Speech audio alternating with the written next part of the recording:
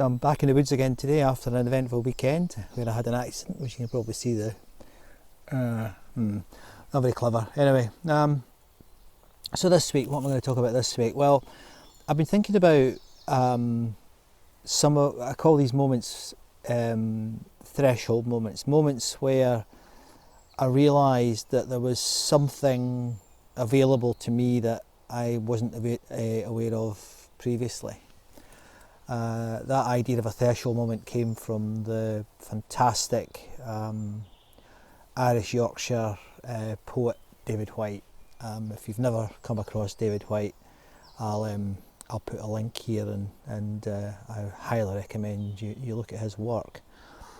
But I had this moment when I had been working. It was after my scientific career. I then went into the HR world.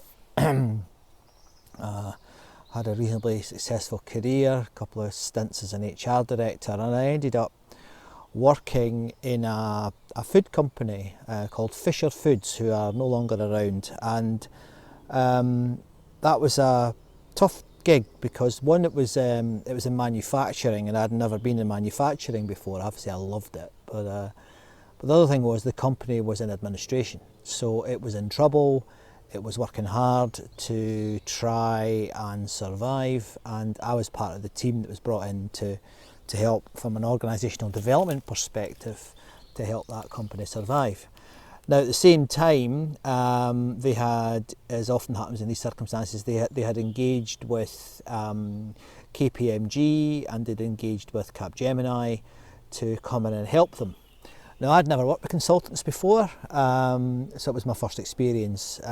Initially, I was pretty daunted by them, but I got to know them well, and we started to work really well together, and I had a very good couple of years there. I really did enjoy it.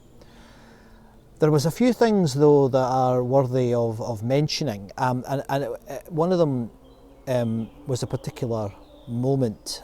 I was working in a fish factory, believe it or not, in Fraserburgh, and I've mentioned the Broch before, as they call it in that part of Scotland. And the chap who was in charge of the efforts, it was Capgemini by this time that I was working with, was a guy called Jim Douglas, and I'm still very good friends with Jim, and Jim is one of my real life mentors, which is something else I will come back to. And what Jim introduced me to was that, I'd been running HR departments, I'd been helping companies with their strategy for a good 10 years at this point, and I felt I wasn't enjoying it. It was too administrative for me, too detailed for me. I'm not a detailed person really, so it wasn't something I was enjoying. But Jim introduced me to something that I hadn't seen before, and that was tools. Now, I know that might seem sort of obvious, but I hadn't come across leadership tools, management tools. I'd seen the odd,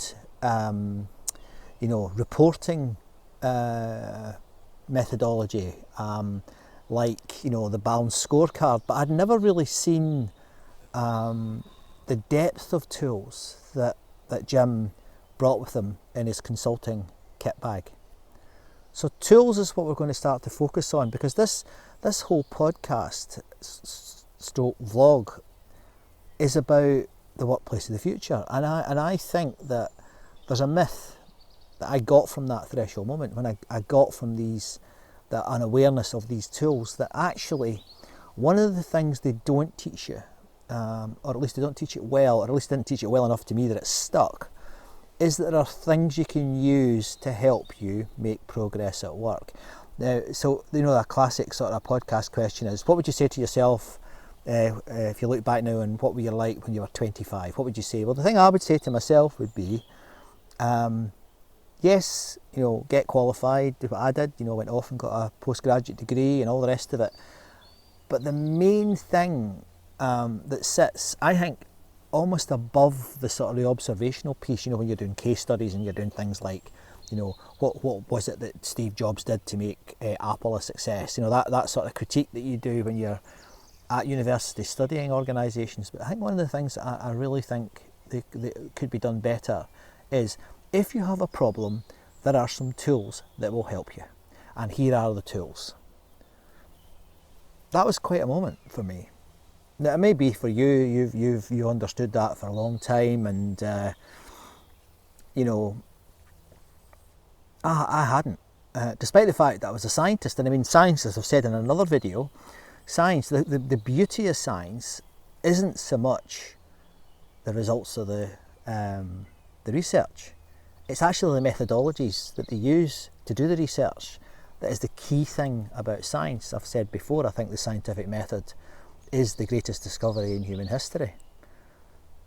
We don't have that in companies. We don't have an equivalent gold standard in companies.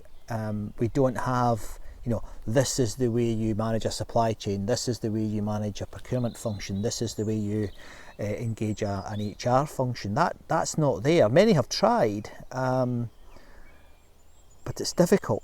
But so what I'm going to do is I'm going to provide some of these tools. I'm just going to talk about some of them, and I'll show you some in future videos that I think are really, really helpful. And it doesn't matter where you are and at what point you are in your career.